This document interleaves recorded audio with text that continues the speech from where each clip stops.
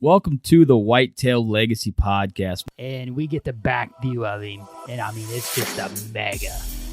52 yards is a long shot. Magnum PI, what we named him.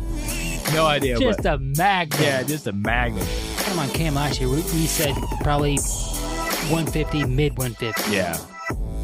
Same doe from the morning come out with that 9-pointer. Here steps out this 90-inch 8-pointer. You're like, I'm like, okay, well, there's still a buck back there grunting. Yeah. And then out steps like another 90-inch 8-pointer. I'm like, all right. Yeah. Bro. Yeah. Bro. Yeah. You're like, I'm like, deer right there. Yeah, like and he's 30 already yards. 30 yards. Yeah. He was literally 5 yards from the base of the tree. Could have been had a buck down at 1:40 in the afternoon, back there deep on public. 3 does come out pretty early. It was like 245, 24-yard shot, sent the combat veteran, and I tell you what, man, dude, it just smoked. We always get so jacked up when the other person kills. It's just almost like we got it done. Yeah. And when you killed that doe, I was like, hell yeah, man. And we come down here to Missouri. I asked Homey one more time. I'm like, is it a good buck? And he goes, yeah, real good, solid buck. I'm like, all right, boom. And the deer just drops. Sure. Super special meat. Whitetail Legacy Podcast, bringing you back to the hunt and leaving a legacy. Baller rut. All right, welcome to the Whitetail Legacy Podcast, coming in your ear holes. I haven't said that for like 2 episodes. Super depressing. We're coming icicles in your ear holes right now, though. -10 in the video mode. My garage has got to be like 30. The breath is intense out here, but homie, you're looking nice and comfy over there. I am. I'm actually, like them decoration pillows that your wife gets that nobody ever uses, and they're on the bed. They're like 2 of them take up a king size bed. It's under my ass right now, and I'm sitting on the floor. Everything's on my kids' PJ Masks table. It's pretty sick. You gotta get your ass a little higher to get the video. You gotta get the down shot. Yeah. I don't want to sit around on the couch behind me because then it'd be just a wall right there. So I'm trying to get some depth here. You gotta get your arms in there. Gotta get some arms. Yeah. What? We got Mike setting in. Also, he's gonna set in for the intro. Then we're gonna get right into some shed hunting talk. So, what's up, Mike? What's up, buddy? How you guys doing? Doing good, man. Is this your first Zoom call? Dude, yeah, it is. Besides work, I kind of like it. Fun. This is my first fun Zoom call. Yeah. I kind of like it. We just started it to get the video content, but it's nice to be able to see you. Just talking on the phone. It adds another element. Phone. So, all right. Well, let's get into the people that make this possible. Let's start off with. Do you have that suicide hotline prevention number? No, I don't, and we're on this call here, so I can't. Oh God! All right. Well, we got to get that jotted down, but I know I do. I need to get that permanently on this program here. Well, we can definitely do a shout out for Mike down there, man. Huge respect for what you do. You're going to be our active military shout out for this episode. Dude's in the game, hardcore, doing the real shit that he can't even talk about. So huge respect to you, man. I appreciate it, guys. Yeah. All right. Do you have Last Breath? Yeah. This week for Last Breath, they are going to be launching a new series on their YouTube channel. It is going to be called Shed Kings. And this YouTube series is going to be going over some really big antlers that people have picked up. And not only are they going to go into the story about the history of the deer, but they're also going to go into like the location, any history they had with the deer. So they're going to be able to go in depth of how and why they luckily come across that shed. So it's going to be a super cool series that they're going to put together here, and it's going to run for quite a while. So be looking for that. I think the first episode is going to drop tomorrow, Thursday night at 7 on their YouTube channel. So if you're not doing anything, be sure to check that out. Yeah, they just released the podcast, kind of the first guy. I think that's the first episode is potentially Matt. So we'll see, but definitely a good episode. Sheds is what's on everybody's mind right now. So that's why we're doing a shed episode. And we wanted to get Mike on. He said it's been 2 years since we podcasted. Hell, it doesn't seem like it's been that long. But cool to be able to chit chat. We talked on the phone a couple times, but it's cool to be able to get back together and record. So I'm gonna hit Exodus. This week's trail cam tip of the week. I'm gonna do something crazy this year, and I'm gonna run a trail cam for turkeys. So you know that field back there where we should have had the reaper but didn't have. Yeah. I'm gonna run a mobile back there in that corner and see when if those birds are flying down in that field every morning, or if that was just a fluke, because we didn't hear them there the first 2 or 3 days. So I don't know if it was just the wind. I mean, that's pretty far away from where we were hunting. So I don't know if it was just the wind wasn't blowing or they weren't vocal, but it'd be cool to have a mobile out there to be able to, like, okay, they are flying down. And I've never used a trail cam for anything turkey related. So be nice. I can drive all the way out there and just stake the sucker down and run a mobile and be like, okay, there's no turkeys out here. So we know. So Yeah. have you ever done that, Mike? Yeah, I have, man. You know, we did it. Me and my buddy did it last year, and it might be a little bit more frustrating than deer hunting with mobile cameras, man. I'll tell you that. Yeah, it's frustrating. You'll find out. It's frustrating. Yeah. Well, I'm hoping there shouldn't be anything planted in there. I mean, nothing up, sprouted. So I'm gonna put that sucker right in the field, and hopefully I don't get 78,000 blanks. But we'll see. If you're putting it out, there's a good chance it's going to be 78 million blanks, bro. Yeah, and then the freaking tractor disc could probably take it out or something. Yeah. You know that's going to happen.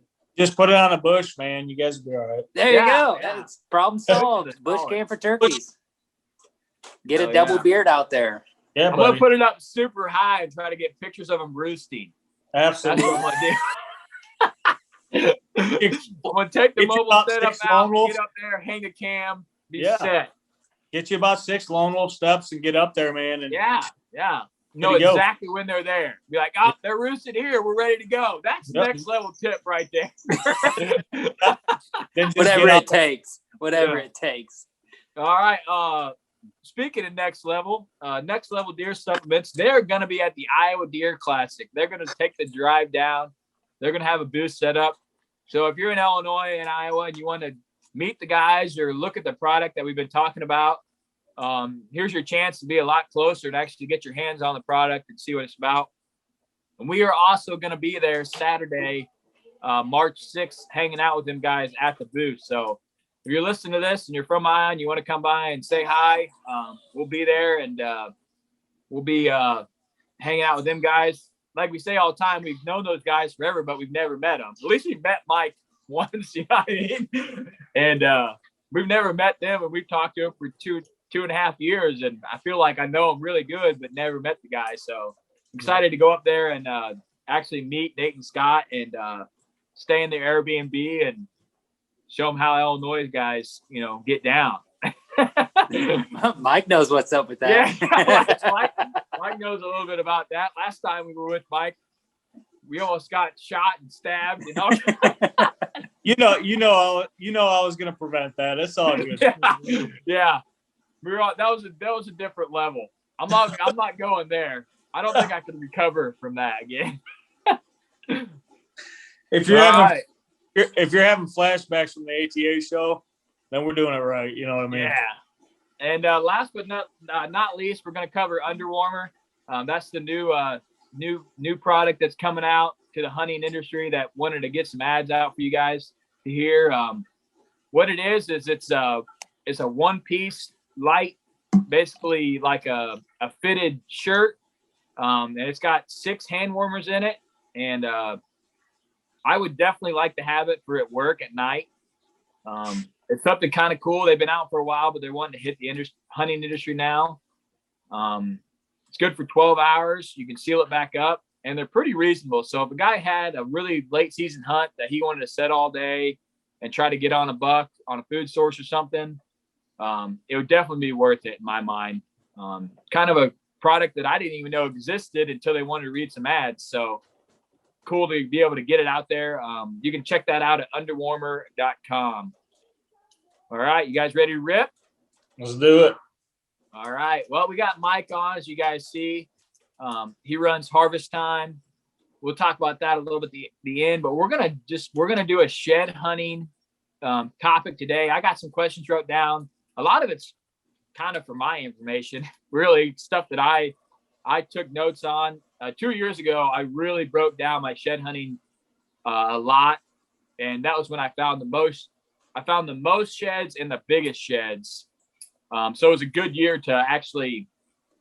That's when I found all the stuff on John's, the piece that we had leased. So I found the 80-inch. I found like the 160 match set. I found the 7-point clean side. I found a lot of big sheds that year.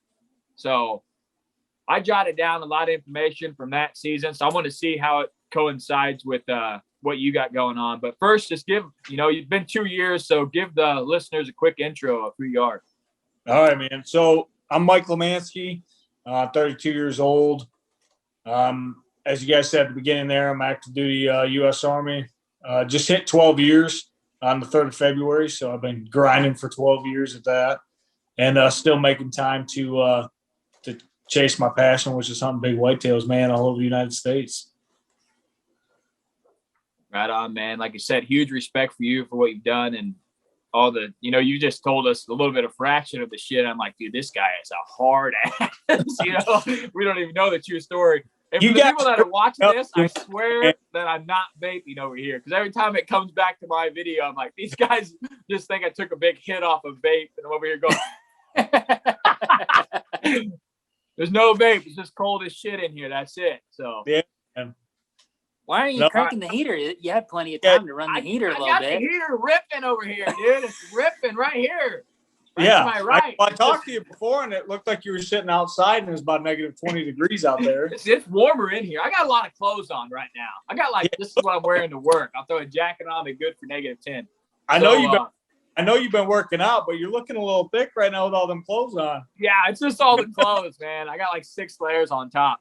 But so first question, and this is like it's like the standard, like, how good of a shed hunter is this guy, but per state, like, we can't, Illinois, Missouri, Kentucky, Ohio, I don't think we compete with like Nebraska, Western Kansas, shit like that, where those deer get down on the river bottom and you can find 60, 70 sheds, and they're all herded up in a giant, and you got mule deer too. It's a different run. So I'm normally between 12 to 18 sheds a year, and I feel like that's a lot for me. But what are you normally around, Mike? I'm in that 25 to 35 a year. As you guys have seen, as I told you in the past, man, like shed hunting for me is it's a family activity that we do. So it's me, my wife, my 2 kids, and my dog. We get out there and we, get online. We walk through fields and, find as many as we can. And then, we do a lot of spotting from the road. We did that all day today. It came up unsuccessful, but we got, 6 inches of snow yesterday. But yeah, man. So 25, 35. I think 36 is the most I've ever found in a year. But this year we're shooting for 50 this year. Yeah, you're already off to a great start. So, but yeah, that 35, 36. That's a couple of my years combined. So that's really good. And I feel like I put on an ass load of miles. I walked a lot. I haven't been able to this year, which I was talking to my buddy Nick Brown, and I told him, I said, you know what, it's probably good, because about the time that I should be making my second pass, I'm getting burned out on a lot of pieces, because I've already walked them once or twice, and I'm thinking, shit, I'm probably not going to find anything. And now I normally would already have my first walks already done and picked up, the first 10, 15% that are dropped. So there might be some more chewed, but I think I'm going to find more sheds this year, just because of the fact that I'm waiting. I have to wait because of the weather. And I mean, we got like 10 inches of drifting snow, negative 10. So this weekend will be like the first decent day, but you're still going to have all that snow. Yeah. But I've been taking some drives, and I know where the deer are herding up. The west side of the public land, homie, was loaded tonight. Really? Yeah, probably 35 or 40 deer. And that thing is a ghost town after September 20th. Yeah. So where all those summer bucks were. I'm thinking somewhere in between where we're getting those summer pictures and that field is where those sheds are going to be. So that narrows it down pretty freaking tight. Huh. So that's one thing I want to say, just a tip before we get in depth. And I will see if this correlates with you, but I find a lot of my sheds where I see bucks in summer. So those summer bucks go back to their late winter range and they drop their antlers. So a lot of people are hunting for sheds where they're hunting in the rut and they're not finding a lot, but I go to where we get the pictures in the summer, and that's where I find the sheds. So is that kind of the same thing you do? Yeah, man. So one thing you got to think about, so, you put all these cameras out during the summertime and you get all these big bucks in velvet. You get big bachelor groups of big bucks in velvet. And you're like, oh, man, this is so awesome. 2 weeks before season, where they go? They disappear, and I was like, oh, man, this buck disappeared, this buck. And then you might get a glimpse of them during the rut. But, that's their area. And then they push out to their fall territories once they shed their velvet.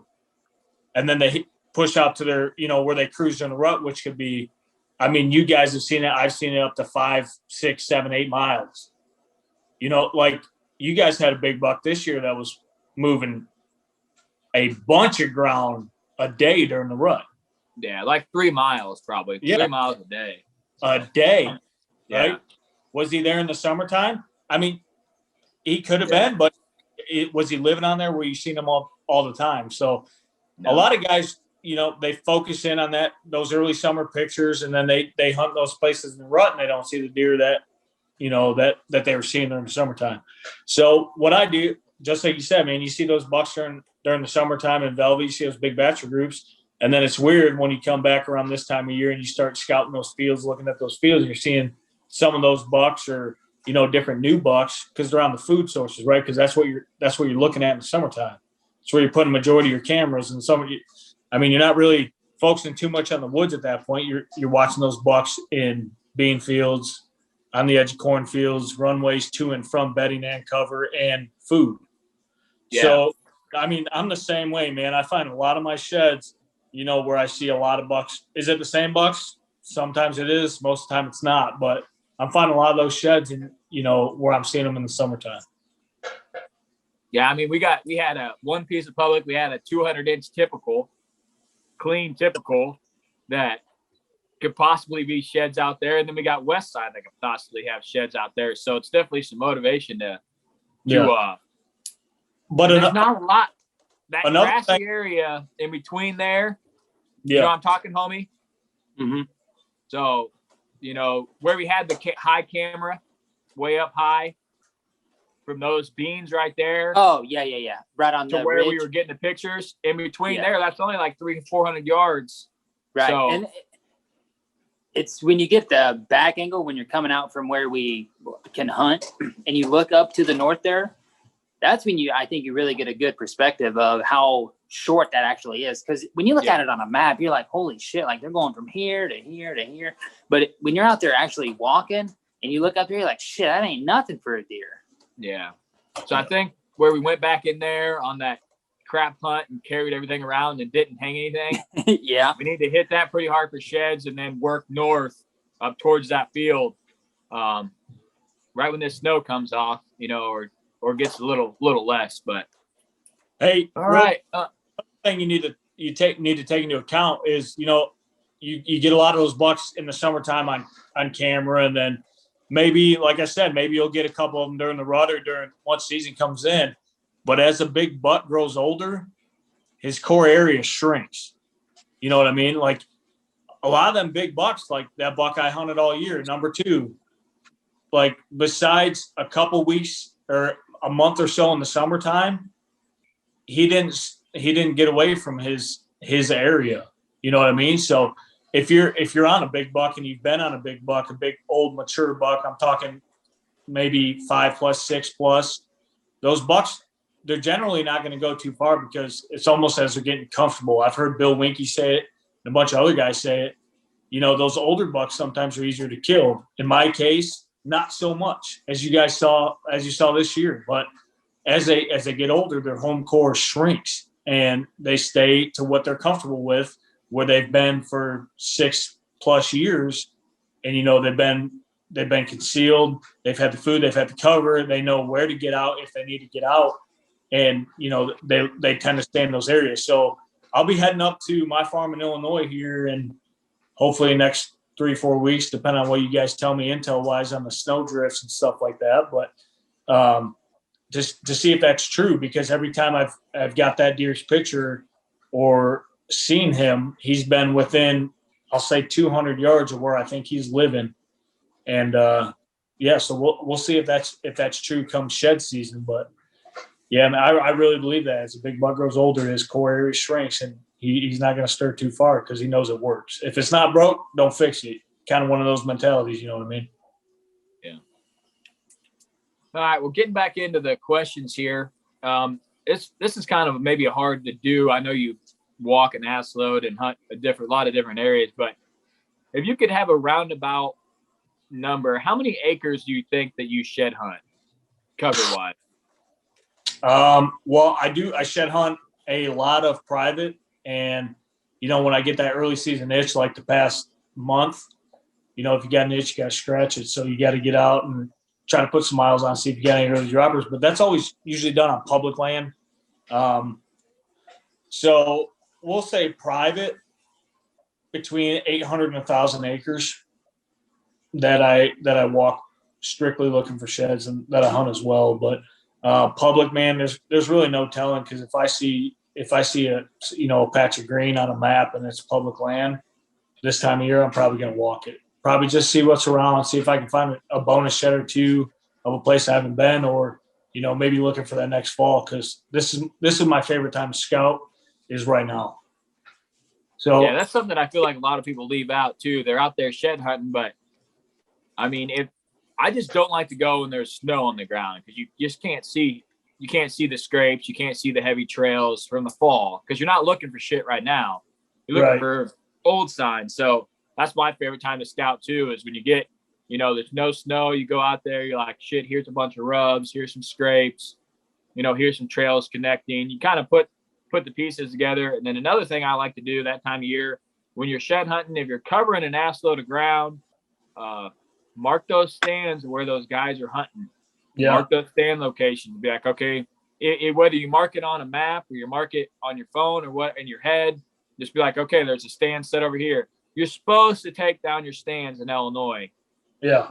We don't have any stands up to be packing anything, but I would say 75% of people leave their stands up all year round. That's too much. Publics around here. It's too much work. Take them down, put them back.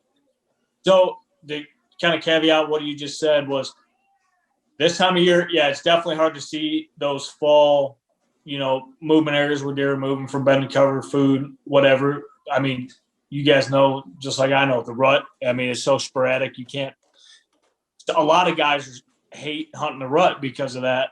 There's bucks moving all over the place. But you can kind of map out kind of what the deer are doing this time of year. So, late season – I love hunting late season because, deer are not bedded too far from food. A lot of times I see, like in Illinois, on my farm up there, is those deer are bedded between 50 and 75 yards, like at most 100 yards away from food. So, I mean, you can see all that mapped out. But on public, absolutely, man, map down those, where you're seeing stands, where you're seeing, trail camera, stuff like that.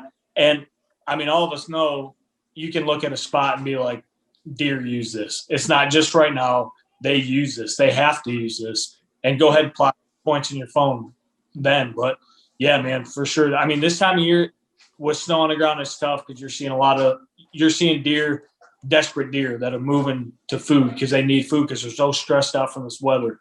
Like what you guys have right now in Illinois. I'm in Tennessee, and this morning it was 8 degrees and we got like 6 inches of snow. You know what I mean? That's going to stress the hell out of a deer. In the South, I kind of consider this the Midwest. I'm right on the edge of Kentucky. I'm the western port of Tennessee and Kentucky.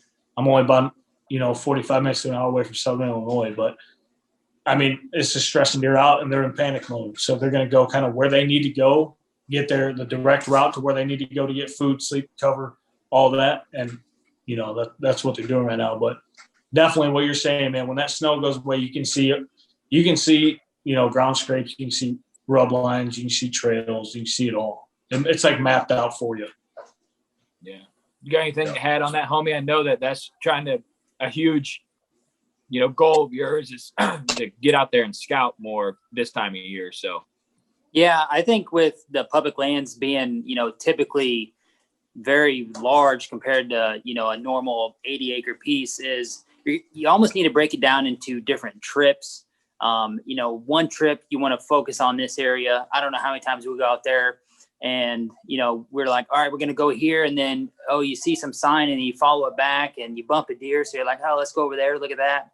And the next thing you know, you used up your 4 hours that you woke up early to, now you got to go home and take care of the kids or whatever. Then you didn't even get to where you want to go. So I think having a plan and prioritizing, you're going to have to make multiple trips out there. And, if you want to go in and scout or just go in and looking for sheds, just prioritize kind of where you want to go and what you expect to do when you're in there. Yep. Yeah, that's a good tip. We get pretty sidetracked. Absolutely. Every time. What's over the next hill gets us every time. I'm like, one more hill every time. I'm a sucker for that. So here's a question that I don't think a lot of people talk about. This is when I said that I jotted down that whole season, took, an average of my numbers and stuff. So Mike, how many miles per shed do you think that if you could do the math on average? So not like you go out, you find 3 sheds one day, but like before you covered 3 days of no sheds. So when I did mine 2 years ago, I was 3.9 miles a shed. So, I mean, that's pretty piss poor, I think. I walked a lot with no sheds. So yeah, but you gotta take into factor what you're walking, your buck density, not just your deer density in that area, Man, that's tough, dude. Putting me on the spot like that. I would say, dude, I mean, I think the best we did last year as a family, we walked 5-6 miles. We found 4 sheds. So, for the mathematicians out there, go ahead and break that down. But yeah, I don't know if you could, I mean, you can put a number on it. I don't know if you could put an average on it, meaning, depends on, the terrain, or not the terrain, but the ground you're walking. I'm talking deer density, I'm talking buck to doe ratio, stuff like that. But, I mean, we all know, especially if you're a shed hunter, man, I mean, you got to grind it out. You could walk 15 miles in one day and not find a single shed. Like today, we just drove around. We didn't get out and walk. It was cold, had the kids, had the dog, and we were just out glassing, looking for sheds, That's another tactic I like to use. I spot and scope with binoculars and, hit real big ag sources and, look out around 300 acres, 300 acres, as much as you can with binoculars. And I mean, if I were to put that in distance, I mean, probably walk 10 miles a day without finding anything. You know what I mean? It's one of them things you can't get discouraged. You just got to put your head down, keep moving forward, keep looking. But, I mean, you could walk 100 miles without finding a shed if you're looking in the wrong spots. You know what I mean?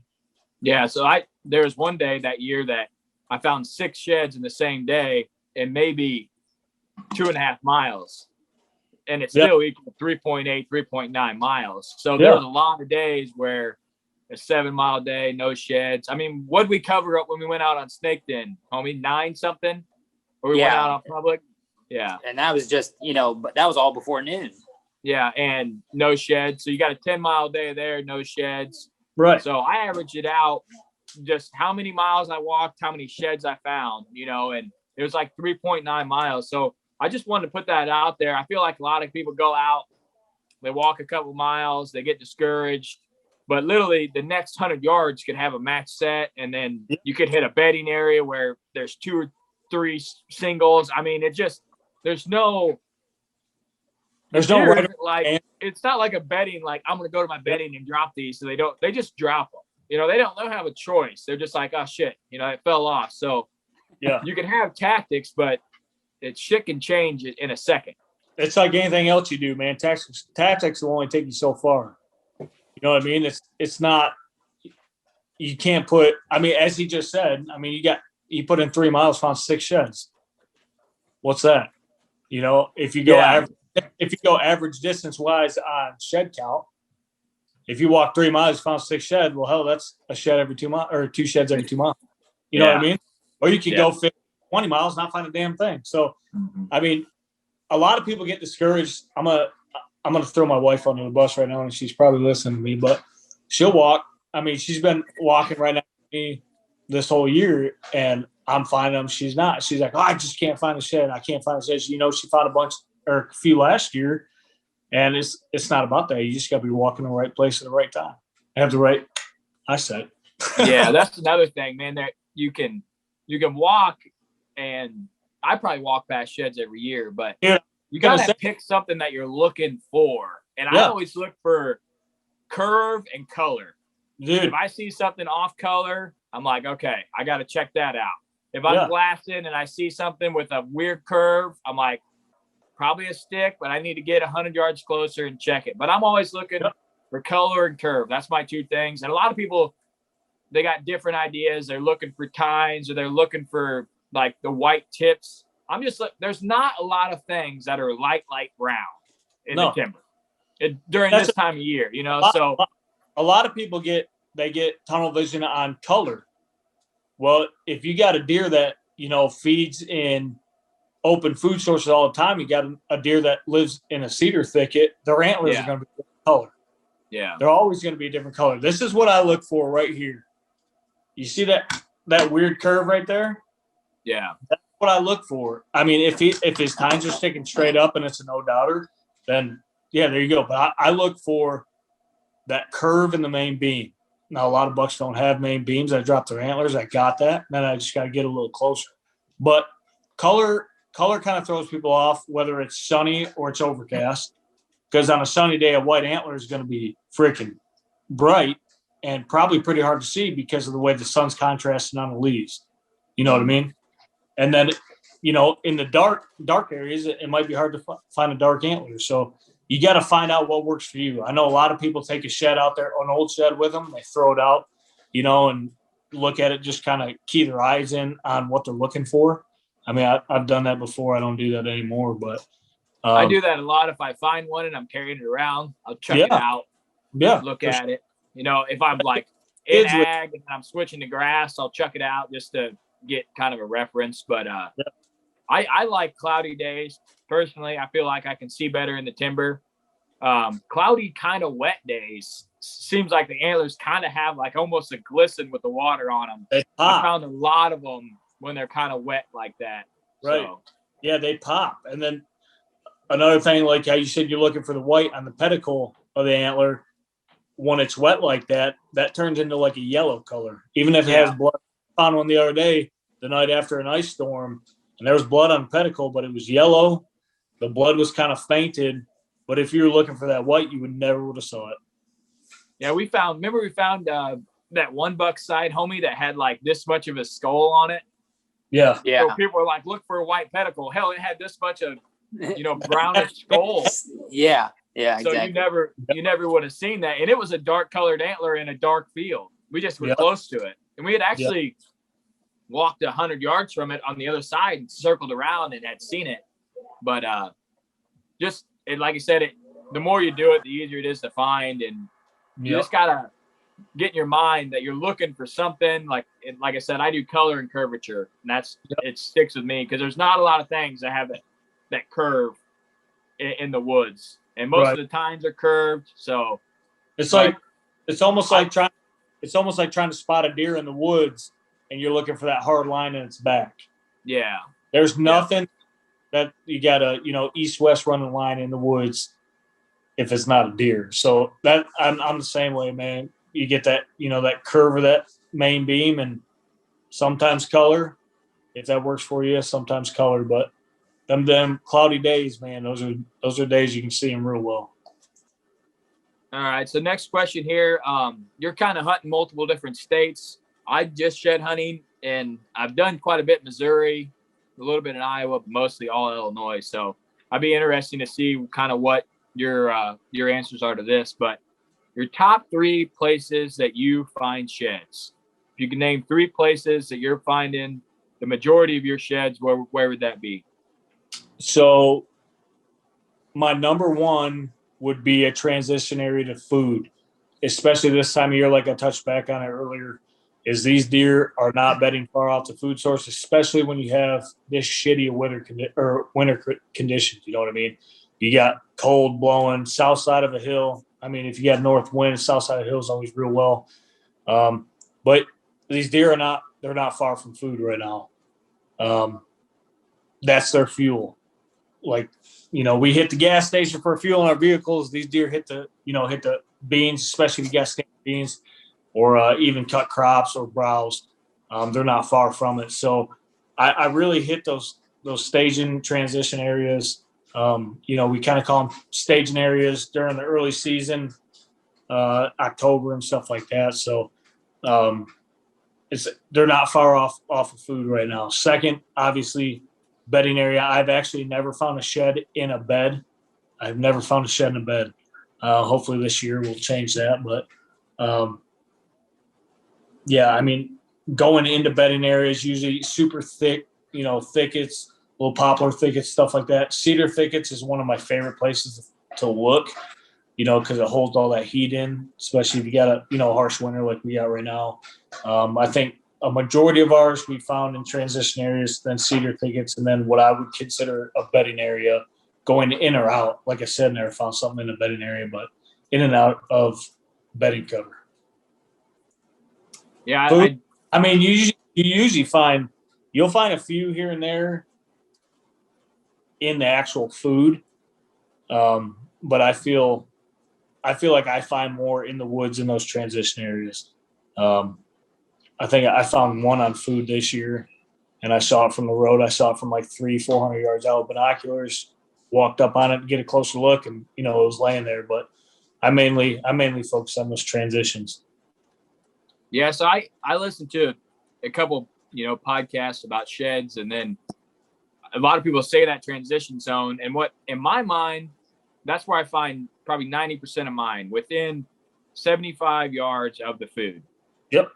And the best areas that I shed hunt are where they have where the farmer got pissed at all the trees and he leaves like a 10-foot patch where he doesn't plant because he can't get his combine close enough, but it's just grass and it's a little taller.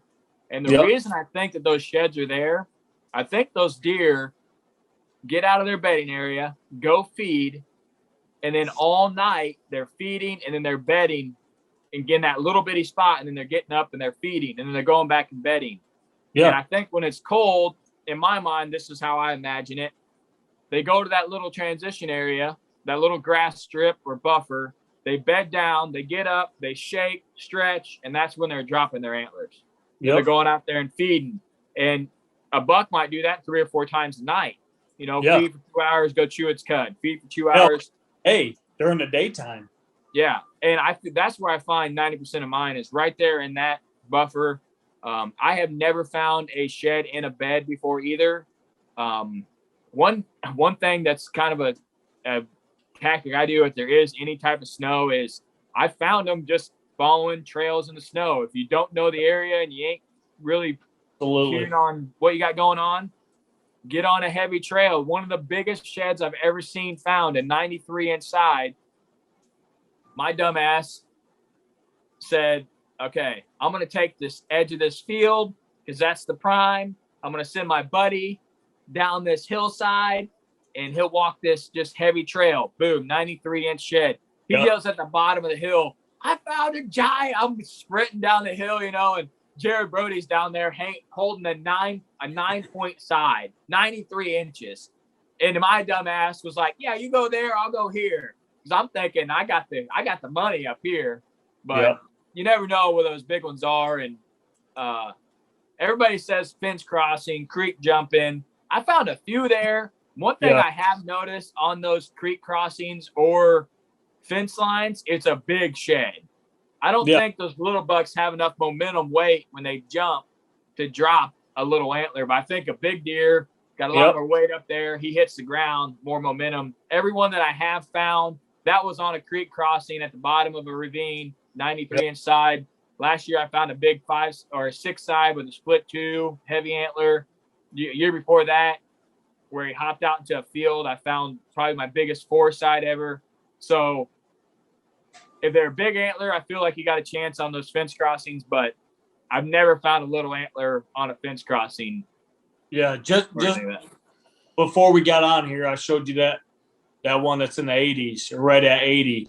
Yeah. That deer was on a creek crossing with a gnarly freaking grade. So, he jumped down. If it's a 4-point, how much momentum is that going to take to knock that little But, a big deer, like you said, man, that could be enough to force it off the head. But, so going kind of back on what we said about scouting this time of year is you use all those trails and stuff you're seeing right now going, from food to bedding to cover, whatever's out there in the ground that you're walking, like, heck yeah, man, jump on those trails and walk them. Even if you know the property, if you don't know the property, absolutely. That's a freaking roadmap for you. But even if you see a trail with a high traffic trail, get on that thing and walk it. See where it takes you. It could open up the freaking shed paradise. You never know. You could get into a bedding area where they decide to shake their, it's been snowing on them all night. They stand up, shake, lay back down, and there's a freaking antler sitting there. So, use every tool you have to your advantage. All right, we'll kind of finish up on this, and then we'll get into where people can find you. But what you hunt public and private, and I got kind of some tactics I use on different, if I'm going each one. But what's a couple differences that you've found from hunting, public land from private land for sheds? The obvious one, man, is foot traffic. So say today. It's February 16th, 17th, somewhere in there, 15th. I don't know. You go out to a piece of public and you see boot prints all over the place. There's guys out there that shed hunt. Don't ever think that you're the only one out there looking for antlers. You know what I mean? If you're out there, sometimes you gotta work harder than the rest. It's just like deer hunting public land. Like you guys do. Do you guys set up 200 yards off the road? Absolutely not. But that one guy that's like, oh, I'm going to go out and shed hunt today and see, what I can find. And that dude moseys around that 200 yard from the road line up and down. Okay, well, is that where a big deer? You got to be where the big deer want to be, not where you think they're going to be or think they are. You got to find them. You got to put in work. It's like anything else in this life. You got to put in the hard work to get the reward. Nothing comes easy. If it comes easy, well, you need to try something else because it's not reality. You know what I mean?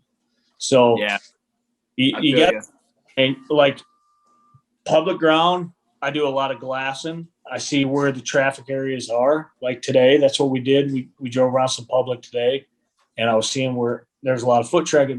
These deer moving in and out of, same thing, coming out to food. And, I marked those down on my phone, and, we'll visit them here shortly, but in these kind of weather conditions, it's still snowing right now, so I'm not going to go out there and bump around. But you got to think about the guys that were out there before you. Were they hitting those bedding areas that you saw in the fall time? If they are, you listen to Cody DeQuesto. That's him and his dad's main thing. They go in, they push big bucks out of their bedding areas, and they set up in their bedding areas. Well, this time of year, after on public land, if they've been pressured that hard, are they going to come back? You don't know. So I just you got a game plan for stuff after that. Where are they going to go from here? Where's the next thickest place or the next food that they're going to go seek? Where are they going to go from here? And like we talked about, if there's snow on the ground right now, you can kind of map that stuff out, get on those trails and walk. And not only are you looking for sheds, as you're looking at new ground, you're seeing a whole different aspect of the ground that you've already hunted. So maybe you didn't push as far in the fall or in the summer last year when you're hunting this public land. So, it's kind of a win-win. Are you putting on a lot of miles? Hell yeah, you are. You are moving your ass off. But, that's just one thing. I might take it a little harder than other people. I might just push a little farther. I don't really settle. If I'm out there walking that many miles, I'm not going to settle for nothing. So I'm going to figure out something about that ground. But, yeah, man. So just push as hard as you can, get maybe where you haven't seen before, because it works as a dual purpose. You're shed hunting and you're scouting, seeing what's on the other side for the next year. Private land's a lot different, man. You kind of have an idea. But if you have a giant chunk of land, like our farm in Illinois is huge. And have I seen all of it? No, because what do you do in Illinois? You don't penetrate the woods more than 200 yards on private land from a food source. That's like you're setting yourself up for failure. How you gonna get in? How you gonna get out? You know what I mean? Those deer in the Midwest, they bed right off the food sources all the time. Now, late season, they're bedding even closer. So this gives you an opportunity to walk around, see the ground that you're hunting from a different perspective without thinking about, if I go in here now, am I going to mess up tomorrow morning's hunt? Am I going to mess up this evening's hunt? You know what I mean? So it works as a dual purpose, man. You get intel on spots you never been before and your shed hunting. But I just try mainly private ground. I try to just this time of year learn as much as I can. I'm going to hit the known bedding areas. I'm going to hit the main, travel corridors. And then I'm going to expand my search a little bit. But public land, man, I mean, it's tough. You just got to be where, deer, like you said earlier, deer going to drop their antlers where they want to drop their antlers. It's not going to be like, well, he thinks I'm going to drop my antler here. I'm going to drop that son of a bitch right here. That's what not like that.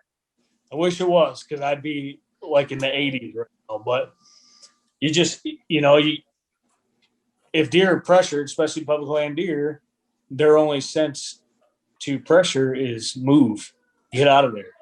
Like, it's like if you're living in a bad part of town, you don't want your kids growing up in that area. What are you going to do? You're not going to keep them there. You're going to move them, get the hell out of there, and go somewhere else. Find somewhere else to go. So you just got to expand your search, be deliberate. Well, a couple tips I'm going to add to that. I do believe that you got to work a little harder out there, just like hunting them.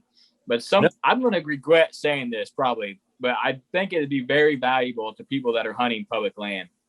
The two things that I do is, if you think about any parking lot anywhere on a public land, there's one way that guys access a food source, or they're going to a bedding area. They're thinking, okay, I'm going to get in this bedding area. I'm going to find the shed. So they're walking one direction, and there's a trail there. Now, what I've done is I'll backdoor that. And I have found more sheds on public backdooring. So, like, here's the parking lot here. I'll walk down 150 yards and go in. And remember when I found that big 5-shy with grainer on video? Yeah. 35 yards off the road. Yeah. Where no one walks. It's too close to the road. It's not really in a spot where. Because what was the deer doing? Yeah, he was in one of those transition zones going to food. You know what I mean? But everybody's doing the circle this way and then coming back to that trail and walking out, and they're missing that little bitty sliver. And this was later in the year. So it's not only good for maybe hitting an edge or something that people are missing, but it's also good to, can I access this way or get out this way, during season. Yeah. So 2 years ago, I hung it up. I found that side right there, 30 yards in on public. And it was in a spot where there's no parking lot there. So I walked down the road like half mile and popped in a spot I wanted to hunt. Remember the really thick baiting area where I said all the sign is all the time, homie, where you try to walk in with a stand on your back and there was no way. Yeah. That was right on the no hunting edge right there. So I walked in off the road across from John's, popped in there, pretty much like where we hunted that one set where that old barn and shit is, just to the north of there. And another thing is I don't know how many times that I've got burned where I've walked something and then someone has went in April and walked that and found sheds. Multiple times my buddy's like, oh, I found a shed in this green field. I found a shed in this beans. And I'm like, dude, I walked it like 3 times. There's no way I missed that shed, but it's just a late dropper. So those spots that you think get pounded heavy, I feel like a lot of people burn out around that April time, and guys need to just do one last Sweet. shit. I'm going to hit this. I'm going to hit this spot. It's probably been hit 5 times, but there might be a loner in there that just dropped. Yeah. Jared Brody's done that to me. Tom did that to me on the other public that we hunt, the big green field going towards the west side. He found 3 sheds in that green field, and I had walked it multiple times. He found 3 sheds one day in the low spot, and I walked that low spot 2 or 3 times going back to the other stuff. Yep. And it's a lot of people probably walk that, but you get to that point where you're getting close to mushrooms popping, and those mushroom hunters are finding those sheds, but he's just making that one last effort to say, hey, I'm going to hit this bullshit stuff on the edge where a lot of people hunt, and they're finding sheds because those bucks are holding late and dropping. Yep.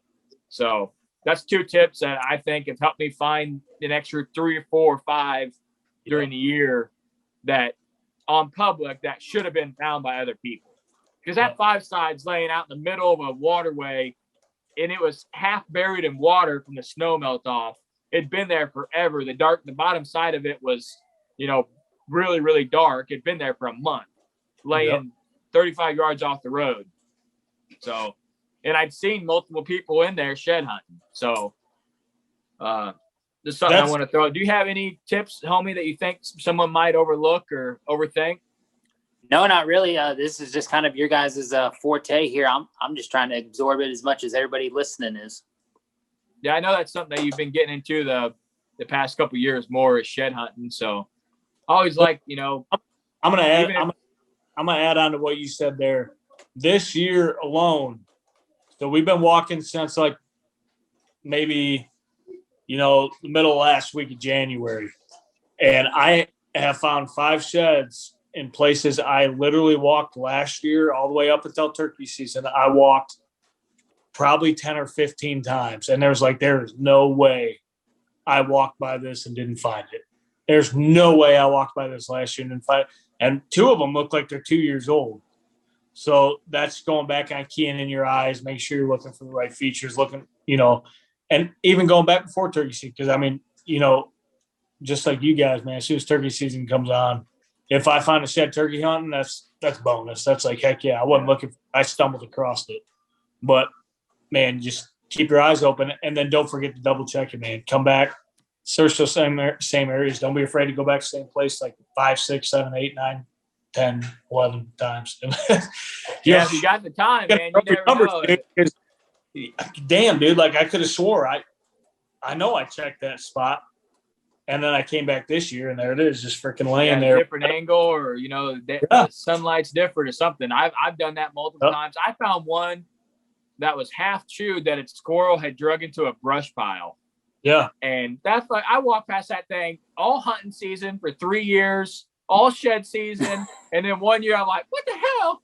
That thing's been like limbs on top of it and stuff. I'm like, thing's been in there forever. You know what I mean? Dude, but if you remember last year, I found a match set in November. Not this last hunting season, the season before, I found a match set in November, 20 yards from one of my stands. Match set it was chewed, it had 1 bite mark in it. Dang. Just laying. You got some nice squirrels down there. Dude, squirrels around here don't play. Yeah. They do not play.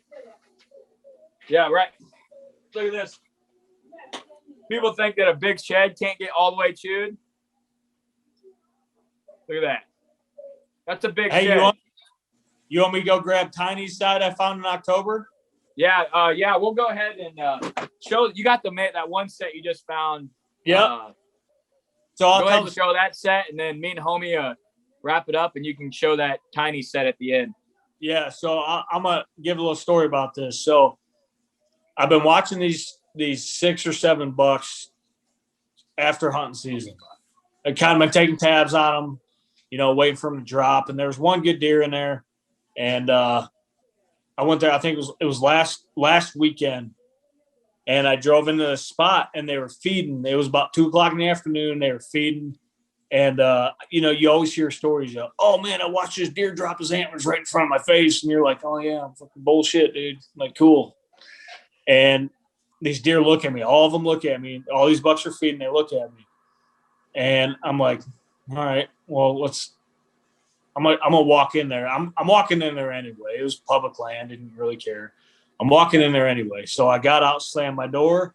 They took a bound, stopped, turned around, looked at me. And I was like, all right, well, I'm just gonna keep walking. They're like 60, 70 yards from my truck. So I start walking at them, and the 4 little ones bound off in the woods, and the bigger one's still sitting there looking at me. So I'm like, whatever, dude. I'm just gonna keep walking at you. So he looked at me, looked in the woods, looked back at me, took one bound, and both his freaking antlers fell off. Like, as soon as his antlers fell off his head, I FaceTime my wife, and I'm like, "You're gonna witness this. This deer just dropped his antlers right in front of my face." And here he is. Back up a little bit. There he is. Got a big old third main beam. That third main beam is sick. I know it's disgusting. There you go. Yeah. Good deer. Yeah. But he dropped him right in front of my face. Come here, buddy. That just goes to show you, maybe like we said, that jar on the big antlers, the more momentum on top of their head. Yeah, that's why I find more big ones on those creek crossings and stuff. You know, all the 4 ran off, and none of them lost it. And then that deer jarred and dropped both of them. So, yep, just like that big one I got in the garage, man. It was laying in the creeks. He jumped down off that big grade, and it must have been enough momentum to take it off his head. What are you doing? Trying to get that deer? Go ahead and grab that shed, and me and Homie chit chat here for a second. Tiny chewed up Illinois shed, and I'll grab that river shed. All right. Well, do we have anything that the listeners need to know? Is our YouTube getting switched? Switched to what? Monday? The video podcast will be coming out on Monday now instead of Sunday. And this will also hopefully be the last podcast that Cody and I do separate. This Friday, we're going to get together and have a normal night of podcasting. So I don't know how we'll run the Zoom setup, if we'll both be in one or if we'll do 2 different. Not sure exactly. The studio's kind of small to be running more than one camera. So we're going to get something figured out and would have a normal sounding podcast. So I'm excited to see that. I don't think I've seen you in person. I was just telling Jesse this today. I don't think I've seen you in person other than for 3 minutes at the gym on a random Friday. And the only time I can think that I seen you was probably a late season hunt at the end of December. Was the last time I seen you. I'm on this will be my 13th held position, and then had COVID for 15 days. So I worked 3 different states, and travel a bunch. And you're in a new spot, and I can't go to the gym. We're not hunting, so and we would have got together tonight. But the stuff that work has us doing is just. It's bonkers, right? Humans should not have to do that. You know what I mean? It's just, it's not. It's terrible. I could probably relate to that. What's that? I said I could probably relate to that. Oh yeah, you're on a whole nother level than what we have going on, brother. But I was telling my wife, I'm at 12 days without a day off, and most of the days were probably average 14 hours, 12, 13 hours. You know what I mean? Every day. So that wears on a guy, and then the hour drive each way, just like you.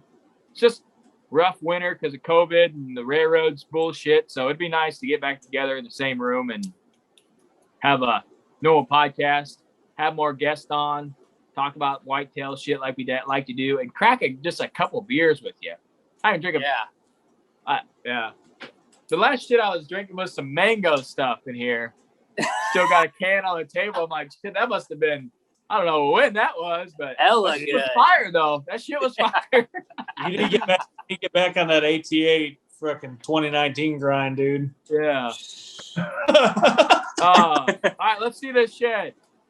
All right, so here's the river shed. So you guys that aren't watching this on YouTube are missing out. Just listen to it, man. There's the creek crossing shed. Big deer. Got a nice little bonus deal going on. Yeah. Good deer. So coming off that grade, heavy antler. And then if you guys follow me on social media, you've seen a buck called Tiny the last couple of years. If you look back I went up to my Illinois farm in December, and Mark, the farmer, actually, he was tilling up some ground, doing some brush hogging. He found Tiny's last year, his left side, and I found his right side in October. And it's completely chewed up, but he's missing 6 inches on his G2s compared to his right side or his left side, probably 4 inches on his G3, and probably 5 inches on his G4 and a brow tine. But if you can see that mass there on his main beam, compare that to a beer can. Yeah. He's an absolute hammer, dude. I measured his right or his left side. I want to say it was 93 inches, 93 and a half. And that'd be the shed in the cover art for this video or the podcast, correct? Yeah. Yep. That's his left side from this year or from last year. And he went downhill big time this year, man. He was an 8 with 2 kick. He's still an absolute mega as an 8-point, but it just goes to show you, man, either maybe a little swingy EHD or I have no idea, because he looks healthy as a horse. He did last year, and he didn't drop last year, I think, until March 20th. I think we got a picture of him on the 20th of March last year, both sides. 21st, he dropped. It was within those 5 days, man. And I don't know, man.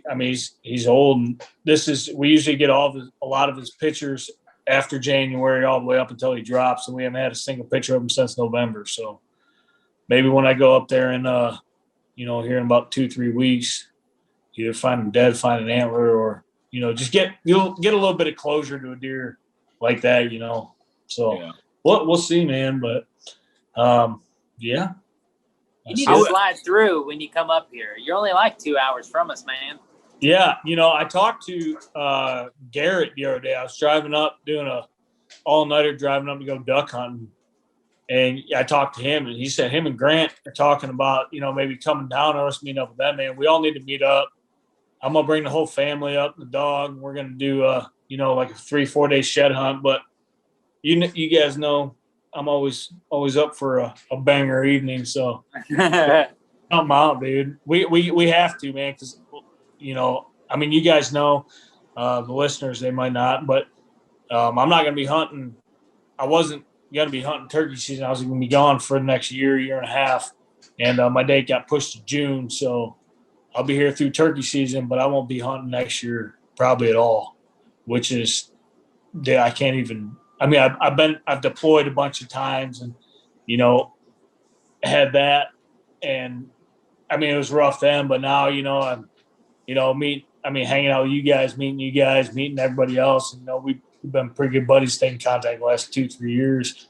And it's killing me right now. So I got to figure out how I'm going to deal with that. But, see you guys hang out, have families out, maybe have fire, a couple old bush lattes or some bud heads, But yeah, dude, it's going to suck. It's going to be brutal. I'm going to be dependent on you guys to be sending me pictures and stuff. So no more trail cam pictures from me. You got to send them over. Because I'm going to see what whitetail looks like. Yeah. Well, like I said, huge respect for you, man. I couldn't imagine, deploying away from your family and away from your passion of hunting. And you're doing it for guys like us over here that just have the freedom to record a podcast and go hunting whenever you can. So I know we say it a lot on this podcast, and it's deep when we say it. We just have respect for it. It's something that we didn't do, and something that you're still doing for us. So huge respect to you and what you got going, man. But just so people can find you, follow you on Instagram, and follow your video content. Where can they find you at? Harvest Time Outdoors TV on YouTube. You type in Harvest Time, you type in Mike Lemanski, and it should come up. And then on Instagram, either Mike Lemanski or Harvest Time Outdoors. I come up for both. But like I've always said it, man, I'm doing a job. You guys are doing a job. That's the way I look at it. I don't think of it as, as people put it on a pedestal or whatever they do. It's a job at the end of the day. It's how I support my family and my hobbies, and my lifestyle of hunting and traveling. I mean, I probably do a little bit outside my means, and I got a good family, a good wife that supports it, and we've been together for 17 years now, and married for almost 14, and it's the American dream. You know what I mean? You just get out there and do what you love to do, and support your family while you're doing it. That's all that matters. So I appreciate it when you guys say thanks for your service. I hear that a good bit, and I appreciate all the support, but at the end of the day, in my eyes, dude, I'm doing a job just like every other good American. Maybe not. I'm not going to get political, but you're doing a way better job than I am. I'll tell you that right now. Yeah, the shit I'm doing is helping someone get their freaking Amazon purchase on time. But the shit you're doing is one another level. So no, if you're helping someone, you're helping someone. That's the same thing I do. But I appreciate it, boys. Thank you so much for having me on again. And, we'll do it this soon. Is something I want to throw on. Me and Homey are kind of on like a wavelength that's a little different right now for like our lives and shit, and it's hard to explain to people. But one thing I want to add, every podcast we say do the right thing, but I want to try to get like a life lesson or a saying from each guest that we could kind of put together at the end of the year. So if you could tell the listeners and the viewers one thing that might better them or give them, something to look forward to in life, what do you think? I'm putting you on the spot. But I wanted to put you on the spot because you would have had a hell of a time to think about it. It would have been glorious. And it's supposed to be raw and real. So I'm going to throw this on every listener. Homie, you got to help me remember. But what do you think, man? All right. I'm going to give you a couple so you can write them down. If you're a family guy, if you got a family, if you got a wife and kids dependent on you, or even a girlfriend, or have your priorities straight. Make sure everything's you guys are both on the same sheet of music when it comes to your lifestyles, your hobbies, and support each other as best you can. Your support. You get support from other people. It means one thing. You get support from your loved ones, significant other, your wife, your spouse, whatever it is. That's on a whole different level, man. So if you are extremely passionate about something like I am for whitetails, my wife hunts too, but she is always the one to be there, when I'm going to this state or I'm going on this hunt, and she's encouraging me. Backlash, along with the passion on either side, that's a recipe for disaster. So make sure you're clear there. Priorities, man. If you're a single guy, get out there, do it as hard as you can, as long as you can. Just get after it. Do everything you freaking can. If you have kids, involve your kids, because who comes after you are gone? It's your kids.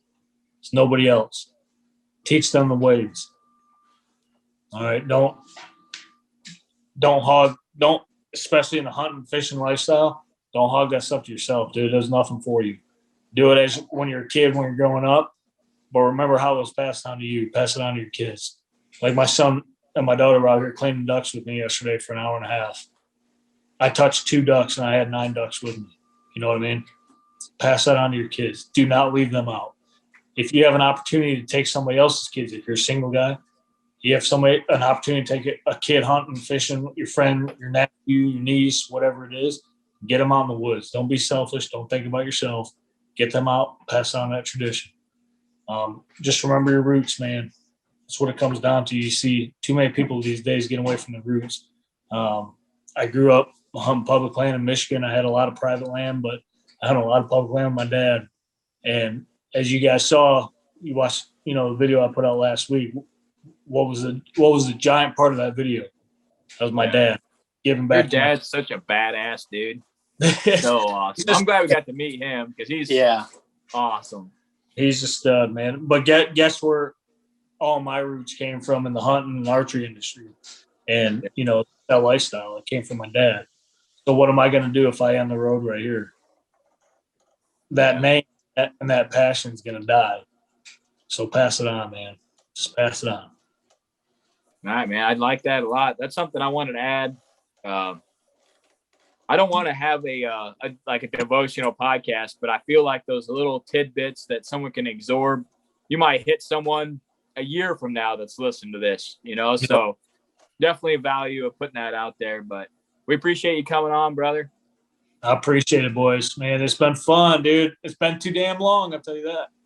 All right. Well, like always, try to do the right thing, leave a legacy, start walking, find some sheds, and Whitetail Legacy's out. All right, I'm good over here. All right. Yeah, I stopped the recording, so good over here.